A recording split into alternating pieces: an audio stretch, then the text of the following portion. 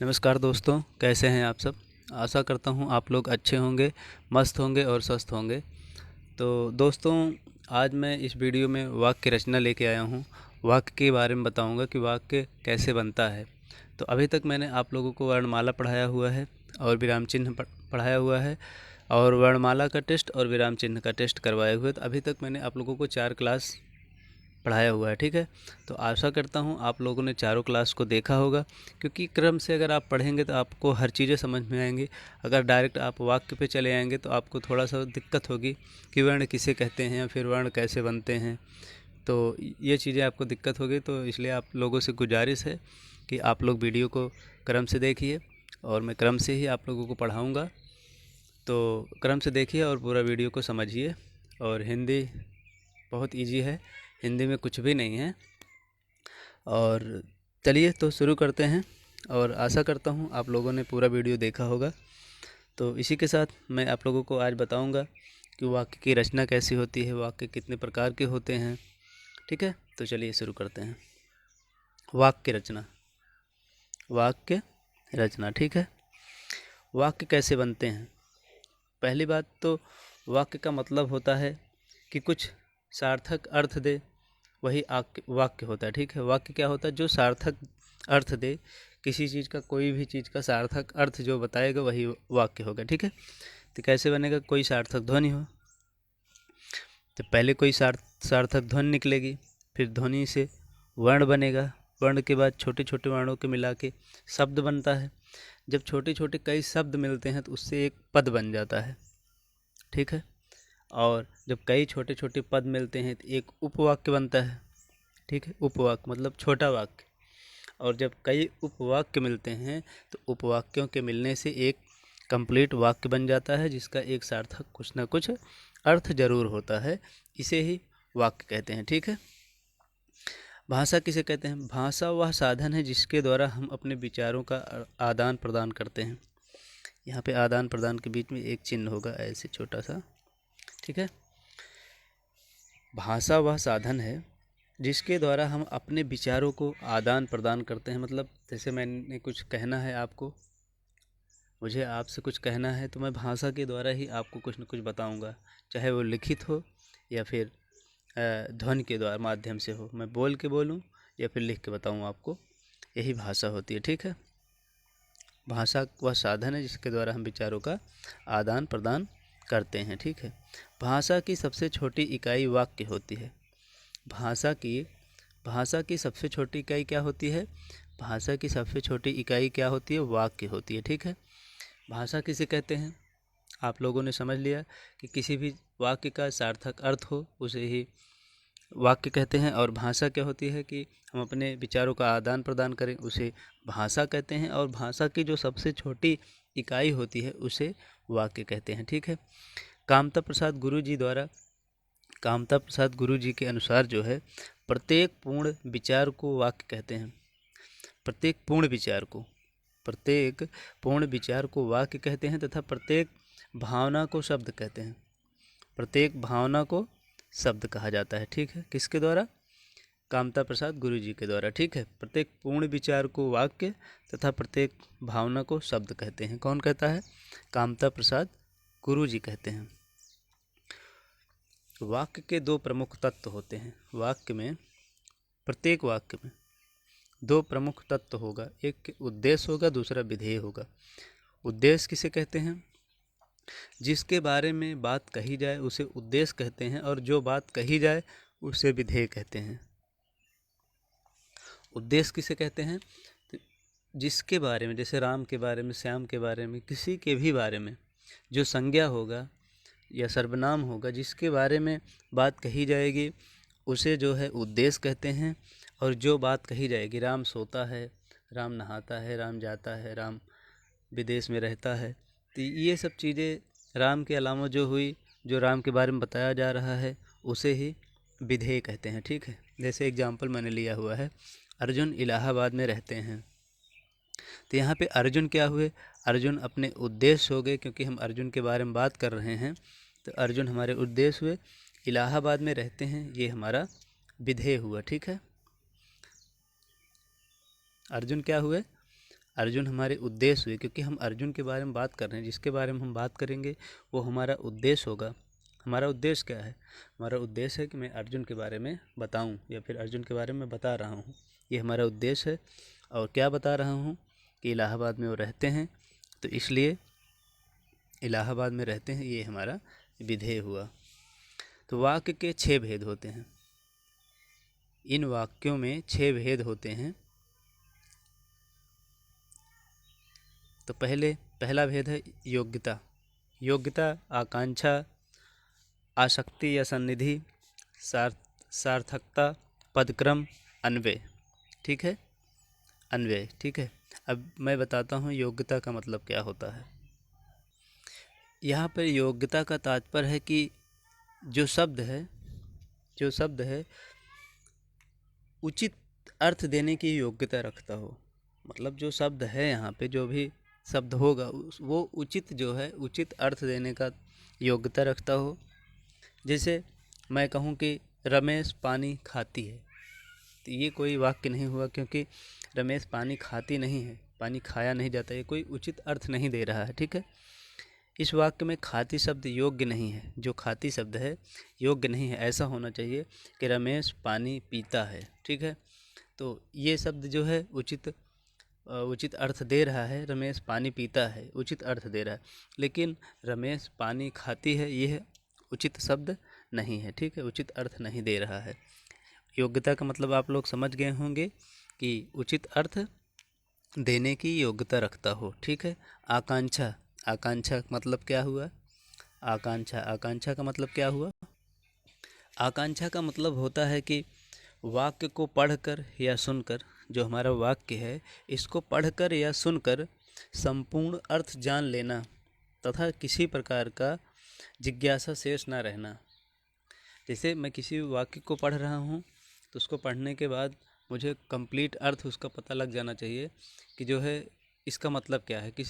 उसमें किसी question mark का ना होना, यही जो है इसका आकांक्षा होता है। जैसे मैंने लिखा कि खाना बना रही है, ये जो है ये संपूर्ण अर्थ मतलब नहीं दे रहा है, क्योंकि खाना बना रही है, कौन बना? अब हमारे मन में जिज्ञासा होगा, खाना कौन बना रहा है ना। संपूर्ण अर्थ इससे हमको नहीं पता लग पा रहा है कि खाना कौन बना रहा है। खाना बना तो रहा है, लेकिन कौन बना रहा है, इस चीज़ की हमको अभी पूरा ज्ञान नहीं है। ठीक है, तो आकांक्षा का मतलब आप लोग समझ गए होंगे कि संपूर्ण अर्थ जान लेना। सन्निधि का मतलब होता है कि उचित दूरी। वाक्य के बीच में उचित दूरी होना जरूरी है। वाक्य के बीच में उचित दूरी होना जरूरी है, ना ही बहुत ज़्यादा दूर हो और ना ही बहुत ज़्यादा पास हो। जैसे मैंने लिखा राम स्कूल जाता है, तो राम स्कूल जाता है, इसके बीच में उचित दूरी होना चाहिए। राम, जैसे मैं यहाँ पे लिख दूँ राम स्कूल जाता है, इतनी दूर लिखूँ ये भी कोई उचित नहीं है। ठीक है, तो इसका मतलब है कि राम जो है स्कूल जाता है, एक उचित दूरी होना चाहिए जिससे पढ़ने और देखने में अच्छा लगे। राम स्कूल जाता है, ऐसे होना चाहिए। ठीक है, सार्थकता का मतलब होता है कि शब्द सार्थक अथवा अर्थ देने वाले शब्दों का प्रयोग होना चाहिए। सार्थकता का मतलब होता है कि वाक्य में सार्थक शब्दों का प्रयोग होना चाहिए। जैसे आजकल जो है मतलब डेली यूज में लोग बोलते हैं खाना वाना खाया। अब यहाँ पे खाना का तो अर्थ है, लेकिन वाना का कोई अर्थ नहीं है। तो यही है कि वाक्य में उचित और सार्थक शब्दों का प्रयोग होना चाहिए। जैसे लोग बोलते हैं पानी वानी पिया, तो पानी तो यहाँ चलो ठीक है, लेकिन वानी क्या है? वानी का कोई सार्थक अर्थ नहीं है, इसलिए सार्थक शब्दों का प्रयोग होना चाहिए। ठीक है, सार्थकता का मतलब ये हुआ कि जब भी आप अपने विचारों को प्रकट करें, वहाँ पर जो है सार्थक शब्दों का प्रयोग करें। ठीक है, जब भी आप अपने विचारों का प्रयोग करें, सार्थक शब्दों का प्रयोग करें, यही सार्थकता होती है। पदक्रम क्या होता है? पदक्रम में होता है कि जैसे मैंने लिखा है राम स्कूल जाता है, तो पहले कर्ता होना चाहिए, है ना। पहले कर्ता होना चाहिए, उसके बाद कर्म होना चाहिए, कर्ता होना चाहिए, कर्म होना चाहिए, फिर क्रिया होना चाहिए। ठीक है, कर्ता कर्म क्रिया, यानी पदों का क्रम होना चाहिए। किस क्रम में, किसी भी क्रम में या फिर कैसे भी जो सेंटेंस बनता है कर्ता कर्म क्रिया के अनुसार ही हमारा वाक्य होना चाहिए, उसका पद क्रम होना चाहिए, तभी जो है हमारा वाक्य शुद्ध वाक्य माना जाएगा। ठीक है। अन्वय, अन्वय क्या है? लिंग वचन काल कारक पुरुष आदि के अनुसार क्रिया, जो हमारा क्रिया होता है वो लिंग वचन काल कारक पुरुष आदि के अनुसार क्रिया होना चाहिए। क्रिया के कैसे होना चाहिए? लिंग के, वचन के, काल के अनुसार ही क्रिया का होना चाहिए। जैसे कि मैं लिखूं अभी, 1 मिनट, जैसे मैंने लिखा हुआ बच्चे स्कूल जाता है, तो यहाँ पे क्रिया देखिए, क्रिया अशुद्ध है। बच्चे स्कूल जाता है नहीं, बच्चे स्कूल जाते हैं, यानी जो क्रिया होती है वो लिंग वचन और कारक के अनुसार होनी चाहिए। ठीक है, लिंग वचन के अनुसार होनी चाहिए। लिंग वचन कारक, पुरुष है, मेल है कि फीमेल है, स्त्रीलिंग है, पुल्लिंग है, इन सब के अनुसार ही क्रिया लगाई जाती है, क्रिया होना चाहिए। ठीक है, तो यहाँ पे क्या होगा? बच्चे स्कूल जाते हैं। ठीक है, बच्चे स्कूल जाते हैं, बच्चे स्कूल जाते हैं, ये राइट हुआ। ठीक है। वाक्य के भेद, वाक्य के भेद आकृति के अनुसार, शैली के अनुसार, अर्थ के अनुसार, रचना के आधार पर और क्रिया के आधार पर। ठीक है, तो हमें यहाँ पढ़ना है रचना के आधार पर और अर्थ के आधार पर। ठीक है, तो पहले हम अर्थ के आधार पर पढ़ेंगे जो 8 प्रकार के होते हैं, उसके बाद हम रचना के आधार पर पढ़ेंगे जो 3 प्रकार के होते हैं। ठीक है, सरल वाक्य रचना के आधार पर जो होते हैं, सरल वाक्य, मिश्रित वाक्य और संयुक्त वाक्य, ये 3 होते हैं रचना के आधार पर। और अर्थ के आधार पर हम चल रहे हैं पढ़ने, जैसे कि अर्थ के आधार पर 8 प्रकार के होते हैं। विधानवाचक, जिसे विधिवाचक कहते हैं। ठीक है, निषेधात्मक वाक्य, प्रश्नवाचक वाक्य, आज्ञावाचक वाक्य। ठीक है, संकेतवाचक वाक्य, विस्मयादिबोधक वाक्य, इच्छार्थ वाक्य, इच्छार्थवाचक वाक्य और संभावनार्थक वाक्य। ठीक है, ये 8 प्रकार के होते हैं जिसके बारे में हम आगे पढ़ेंगे। ठीक है, अर्थ के आधार पर वाक्य के कितने भेद बताए मैंने? 8 भेद होते हैं वाक्य अर्थ के आधार, अर्थ अर्थ अर्थ मतलब 8, आ से अर्थ, आ से 8। ठीक है, ये पूछता है क्वेश्चन कि अर्थ के आधार पर वाक्य के कितने भेद होते हैं, तो आप लोग बताएंगे 8 भेद होते हैं। ठीक है, मैंने आपको बता दिया है। विधानवाचक, जिसे विधि वाक्य भी कहते हैं, तो यहाँ पे पहले पढ़ेंगे विधानवाचक। विधान यानी विधिवाचक वाक्य, किसी व्यक्ति या वस्तु अथवा स्थिति के बारे में साधारण, ये बात याद रखना, साधारण सकारात्मक बात कहा जाता है, तो वहाँ पर विधानवाचक या विधिवाचक वाक्य होता है। ठीक है, यानी इसका कहने का मतलब है जो साधारण वाक्य होता है, साधारण और सकारात्मक हो, जिसमें कोई क्वेश्चन मार्क ना हो, ना ही कोई प्रश्नवाचक मतलब क्वेश्चन मार्क हो, ना ही कोई निषेधात्मक वाक्य हो, और सिर्फ साधारण और सीधा साधा वाक्य हो, वहाँ पे हम विधानवाचक या विधिवाचक वाक्य कहते हैं। जैसे सीता वन में सोती है, सीता वन में सोती है, तो यहाँ पे जो है ना तो क्वेश्चन मार्क है और ना ही यहाँ पे ना लगा हुआ है, ये सीधा और साधारण वाक्य है। ठीक है, सीधा और साधारण वाक्य है, इसलिए इसको विधानवाचक वाक्य कहेंगे। ठीक है, माली बाग में सोता है, माली बाग में सोता है। राम काम करता है, ठीक है, राम स्कूल जाता है, श्याम पढ़ाई करता है, ये सब क्या हुए? साधारण वाक्य हुए, क्योंकि इसमें किसी भी तरह का कोई क्वेश्चन मार्क या फिर कुछ भी नहीं है, यानी सीधा और साधारण वाक्य है। ठीक है, ये विधानवाचक हो गया। ठीक है, अगला देखते हैं हम। विधानवाचक के बाद है, देखिए यहाँ पर लिखा भी हुआ है, जिसमें किसी प्रकार का ना अथवा प्रश्न ना हो, ना अथवा प्रश्न ना हो। ठीक है, ना तो ना है ना तो प्रश्न है।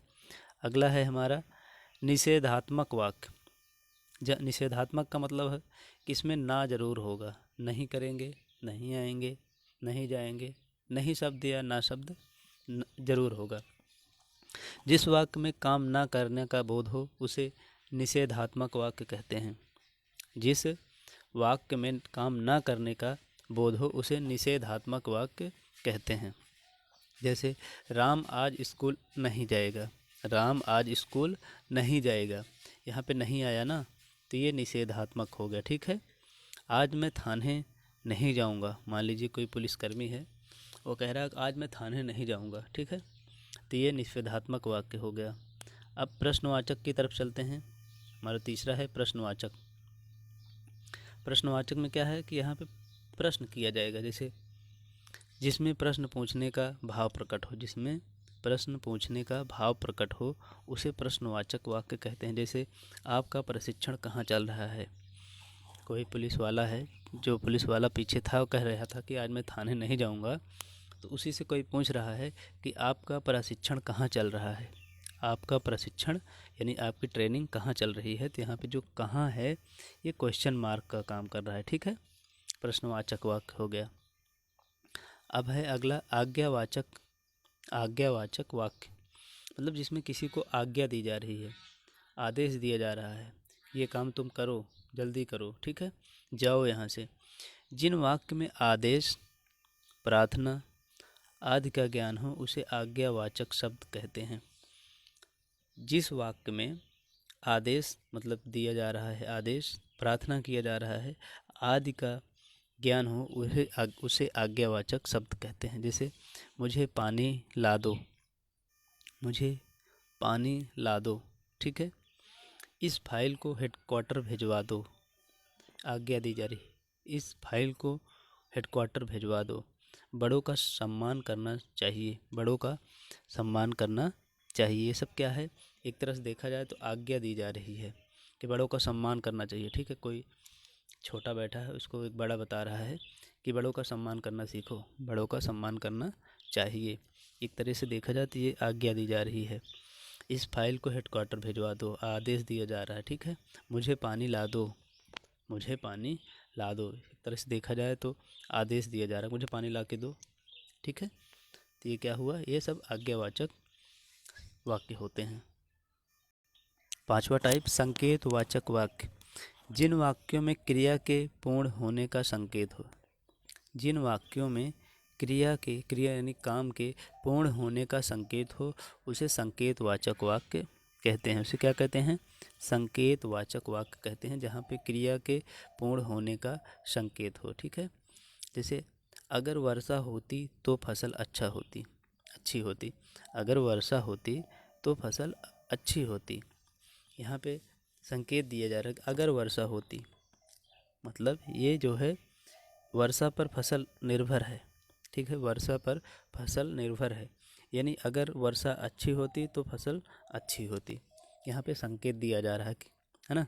विस्मयादिबोधक वाक्य। विस्मयादिबोधक का चिन्ह कैसा होता है, मैंने आपको बताया था, ऐसे होता है। ठीक है, इसको विस्मयादिबोधक का विराम चिन्ह या चिन्ह बोलते हैं। ठीक है, विस्मयादिबोधक वाक्य किसे कहते हैं, जिन वाक्यों में मन के भाव जैसे घृणा, शोक, हर्ष प्रदर्शित हो। घृणा छी छी, शोक हाय, ऐसा कुछ ना, हर्ष बड़ा खुश है, कोई व्यक्ति बड़ा खुश है, तो ऐसे में हर्ष, घृणा, शोक प्रदर्शित हो, वहाँ पे जो है विस्मयादिबोधक होता है। जैसे वाह वाह, आपके आने से मैं धन्य हो गया। आपके आने से मैं धन्य हो गया। आपके आने से मैं धन्य हो गया, वाह। आपको सिर्फ इतना देखना है, अगर विस्मयादिबोधक चिन्ह लगा हुआ है तो आप सीधे जो है विस्मयादिबोधक लगा देंगे। ठीक है, जैसे छी छी कितनी बदबू आ रही है। छी छी कितनी बदबू आ रही है।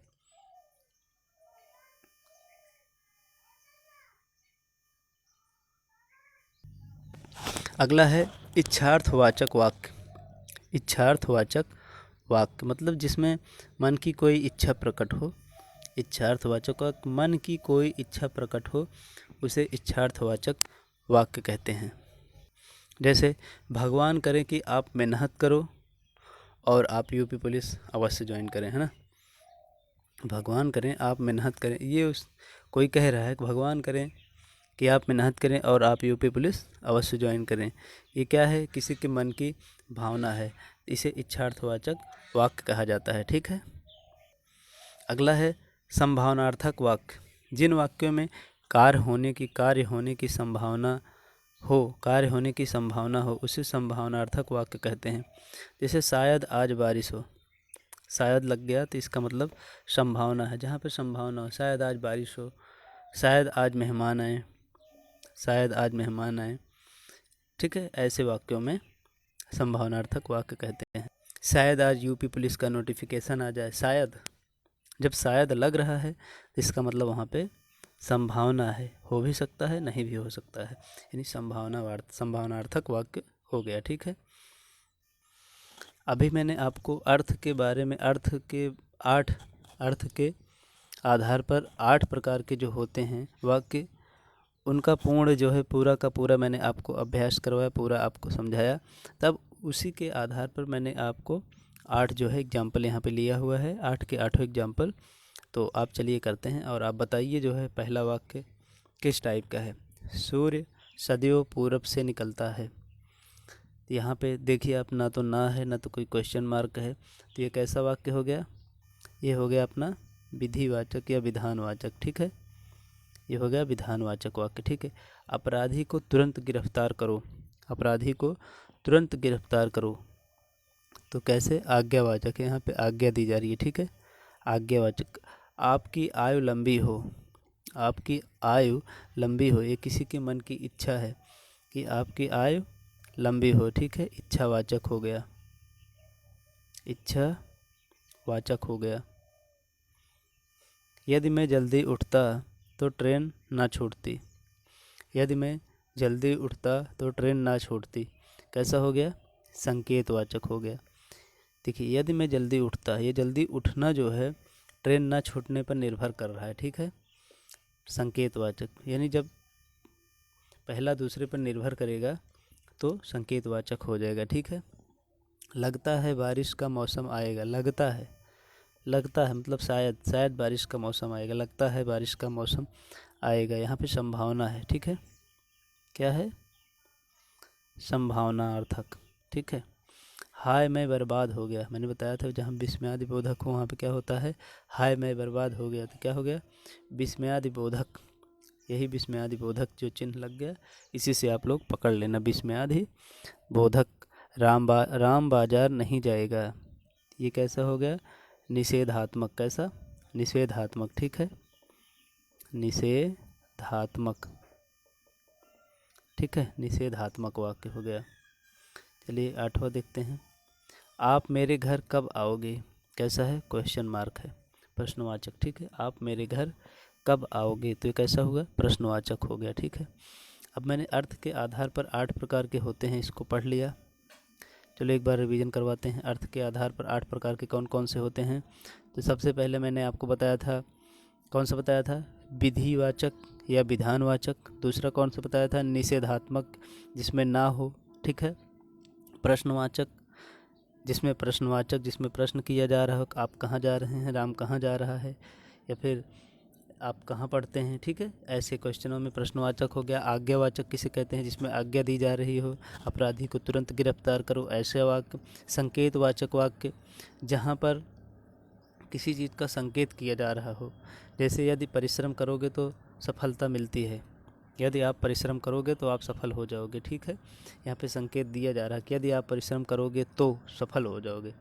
विस्मयादि बोधक, जैसे जिसमें मन के भाव प्रकट हों, जैसे हर्ष हो, शोक हो, उल्लास हो, घृणा हो, ऐसे वाक्य ना, ये क्या हो गए, ये विस्मयादि बोधक हो गए। इच्छार्थ वाक्य कौन सा है, इच्छार्थवाचक 7वां होता है, जिसमें क्या है कि जिसमें किसी चीज़ की इच्छा हो, है ना, इच्छार्थवाचक हो, जैसे कि भगवान करें आप मेहनत करें और आप सफल हो जाएं, है ना, ये जो है इच्छार्थवाचक हो। संभावनार्थक वाक्य किसे कहते हैं, जिस वाक्यों में कार्य होने की संभावना पाई जाए उसे संभावनार्थक वाक्य कहते हैं। जैसे शायद आज बारिश हो, शायद मैं आज इलाहाबाद जाऊं, ऐसा कुछ ना, तो ऐसे वाक्यों में शायद जहाँ पे लग जाए, पक्का ना हो, होगा कि नहीं होगा, संदिग्ध हो, वहाँ पे जो है संभावनार्थक वाक्य हो जाता है।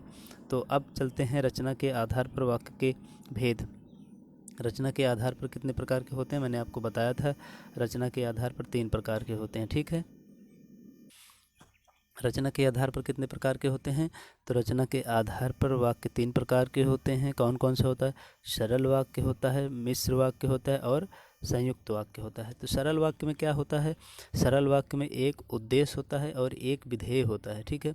उद्देश्य किसे कहते हैं? जिसके बारे में बात की जाती है उसको उद्देश्य कहते हैं। विधेय किसे कहते हैं? जो बात कही जाती है उसे ही विधेय कहते हैं। जैसे राम बाजार जाता है, तो यहाँ पे राम उद्देश्य हो गया, क्योंकि राम के बारे में बता रहा हूँ, तो राम उद्देश्य हो गया, और बाजार जाता है ये क्या हुआ? ये विधेय हुआ, ठीक है। मिश्र वाक्य किसे कहते हैं? इसमें एक प्रधान उपवाक्य होगा और अन्य आश्रित उपवाक्य होंगे, ठीक है।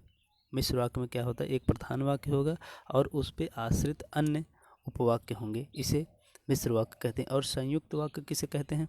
इसमें कई प्रधान वाक्य होंगे जो आपस में जुड़े रहते हैं। इसमें संयुक्त में क्या है? कई प्रधान वाक्य होते हैं जो आपस में जुड़े रहते हैं, ठीक है। इसे संयुक्त वाक्य कहते हैं। अभी ये जोड़ते कैसे हैं, चलिए आगे बात करते हैं। सरल वाक्य का एग्जाम्पल लेते हैं। राम स्कूल जाता है, तो इसमें राम क्या हुआ? कभी कभी पूछता है, जैसे राम स्कूल जाता है, इस वाक्य में राम क्या है? तो राम क्या है? राम उद्देश्य है। स्कूल जाता है ये विधेय हुआ, ठीक है। इसी प्रकार से भारत का पीएम कौन है? Example number 2। अब मिश्र वाक्य में क्या है? मिश्रा जी। मिश्र वाक्य में क्या है? मिश्रा जी। इसमें जो है ये की से जुड़ता है और इसमें जी से, जी यानी जा से। इसमें मैक्सिमम जा होगा, जैसे जिसमें होगा, जिसको होगा, जिससे होगा, ऐसे वर्डों से ये जुड़ेगा, और मैक्सिमम टाइम में की से जुड़ता है, ठीक है। अभी एग्जाम्पल के थ्रू आपको समझाएंगे। असंयुक्त वाक्य में क्या होता है? पर होता है, किंतु होता है, या होता है, आदि होता है, लेकिन होता है, इन वर्डों से जुड़ता है। कौन? संयुक्त वाक्य जुड़ता है। एक बार फिर से, मिश्र वाक्य मैक्सिमम जो सरल वाक्य है इसको आप लोग समझ जाएंगे, इसमें कुछ नहीं होता है। राम स्कूल जाता है, वह खाता है, वह नाचता है, वह सोता है, वह गाता है, ये अपना सरल वाक्य हो गया। जो मिश्र वाक्य होते हैं इसमें एक प्रधान वाक्य होता है और उस पर आश्रित उपवाक्य होते हैं, जो कि की के द्वारा जुड़ते हैं, जी के द्वारा जुड़ते हैं, और जिसमें लगा होता है बीच में, जिसमें आएगा, जिसको आएगा, जिससे आएगा, उसको आएगा, उससे आएगा, ये सब जो है मिश्र वाक्य में आते हैं। और संयुक्त वाक्य में कौन है? संयुक्त वाक्य में जो है सभी प्रधान वाक्य होंगे, 2 होंगे, 2 से अधिक होंगे, सभी प्रधान वाक्य होंगे जो कि पर से जुड़ते हैं, या बीच में पर आएगा, या किंतु आएगा, या राम आएगा, सॉरी, या फिर या आएगा, या फिर आदि आएगा, ठीक है। यह है आदि है, थोड़ा सा ये जो है कट गया है, आदि हो गया, ठीक है। अब संयुक्त वाक्य की तरफ हम चलते हैं। सरल वाक्य तो कंप्लीट हो गया। संयुक्त वाक्य किसे कहते हैं? एक से अधिक स्वतंत्र सरल वाक्य, एक से अधिक स्वतंत्र सरल वाक्य आपस में जोड़ने से जो वाक्य बनता है उसे संयुक्त वाक्य कहते हैं।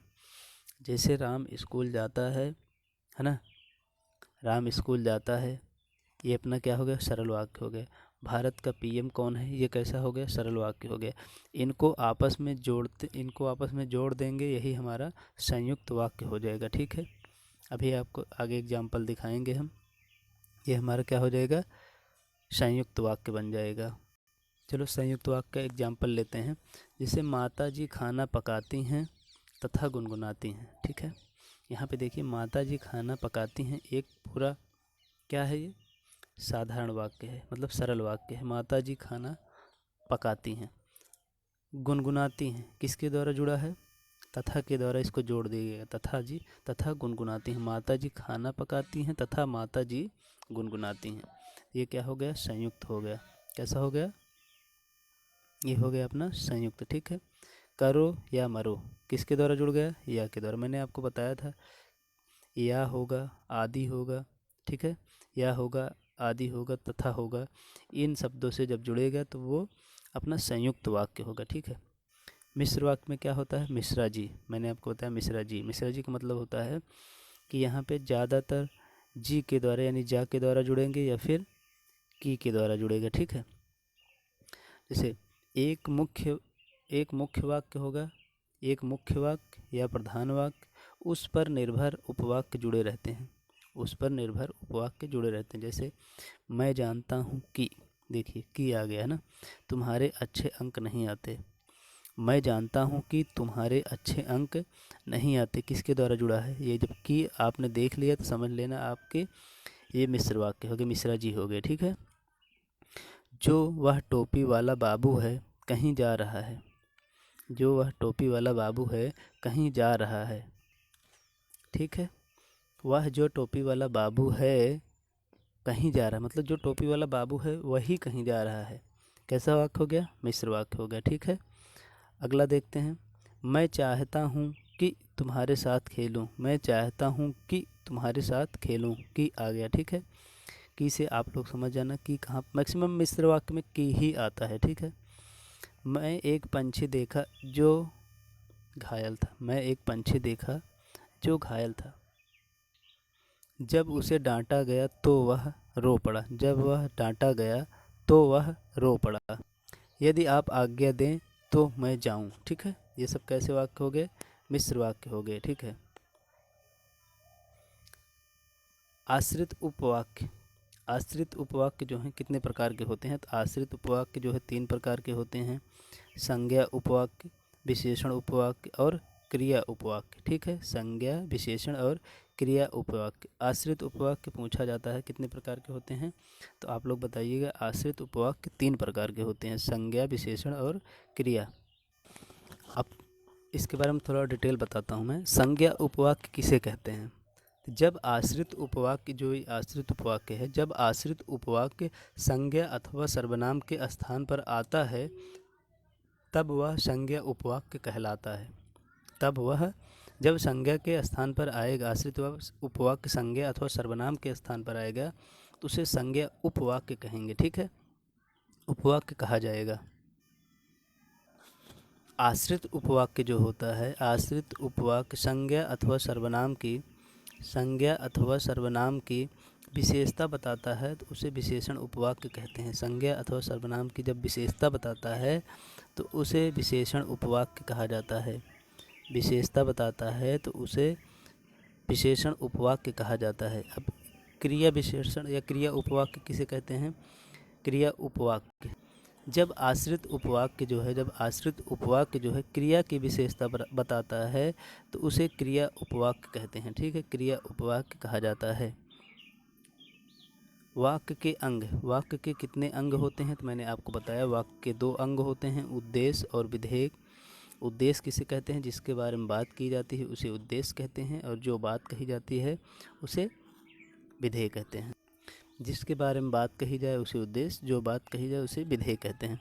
अर्थ के आधार पर कितने प्रकार के होते हैं? अर्थ के आधार पर 8 प्रकार के होते हैं, जो मैंने आपको बताया है पीछे। विधिवाचक, विधानवाचक, निषेधात्मक, इच्छार्थक, यही सब। ठीक है। रचना के आधार पर कितने प्रकार के होते हैं? रचना के आधार पर 3 प्रकार के होते हैं, सरल, मिश्रित और संयुक्त वाक्य। ठीक है। वाक्य विचार के अंतर्गत वाक्य का अध्ययन किया जाता है। वाक्य का अध्ययन किसके अंतर्गत किया जाता है? तो वाक्य का अध्ययन जो है वाक्य विचार के अंतर्गत किया जाता है। वाक्य विचार के अंतर्गत वाक्य का अध्ययन किया जाता है। किसका अध्ययन किया जाता है? वाक्य का अध्ययन किया जाता है। जब आश्रित उपवाक्य प्रधान उपवाक्य के किसी संज्ञा की सर्वनाम की विशेषता बताए तो वह विशेषण उपवाक्य।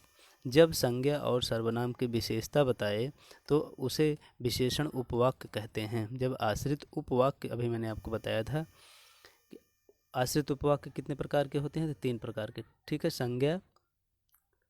संज्ञा, विशेषण और क्रिया। ठीक है। यही 3 होते हैं। तो आश्रित उपवाक्य जब संज्ञा और सर्वनाम की विशेषता बताए तो उसे विशेषण उपवाक्य कहते हैं। ठीक है। क्वेश्चन। वाह वाह कितना सुंदर दृश्य है। वाह कितना सुंदर दृश्य है।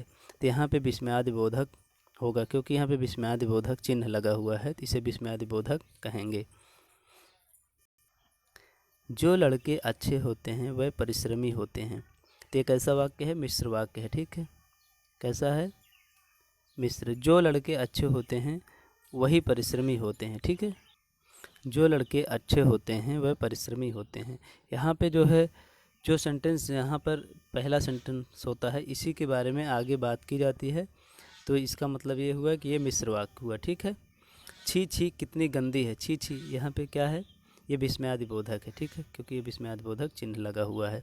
इसी से आप लोग जहाँ पे मनोभाव प्रकट हो, मन की कुछ भाव प्रकट हो, छी छी, हाय कितना अच्छा है, या फिर कुछ भी ऐसा कुछ हो, खुशी हो, उल्लास हो, तो ऐसी जगह पे जो है कौन सा होता है,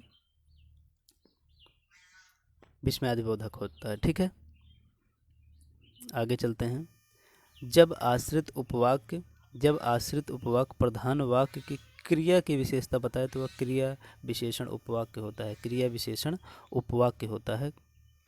जो लोग सच बोलते हैं वह महान होते हैं। जो लोग सच बोलते हैं वह महान होते हैं, ठीक है। कैसा वाक्य हुआ आप लोग खुद बताइए, मिश्र वाक्य हुआ, ठीक है। आज गणित के अध्यापक ने कक्षा नहीं ली मतलब नहीं आया, निषेधात्मक वाक्य हो गया, ठीक है। कैसा हुआ, निषेधात्मक। रमेश ने खाना खाया और सो गया। रमेश खाना खाया और सो गया, कैसा हुआ, ये संयुक्त हो गया। रमेश खाना खाया और सो गया, कैसा हुआ, संयुक्त हो गया, क्योंकि रमेश खाना खाया और सो गया, यहाँ पे और से जुड़ रहा है, ठीक है। वाक्य के घटक होते हैं कितने, वाक्य के कितने घटक होते हैं, तो 2 होते हैं। उद्देश्य होता है, विधेयक होता है। उद्देश्य किसे कहते हैं, जिसके बारे में बात की जाती है। विधेयक जो बात कही जाती है उसे ही विधेय कहा जाता है, ठीक है। वीडियो समाप्त हुआ। पूरा वीडियो देखने के लिए आप सभी का बहुत बहुत धन्यवाद। आशा करता हूँ आप लोगों को वीडियो पसंद आया होगा, और यदि आप चैनल पर पहली बार आए हैं तो चैनल को हमारे प्लीज़ सब्सक्राइब करें और चैनल को लाइक करें। तो चलिए वीडियो को समाप्त करते हैं। जय हिंद, जय भारत।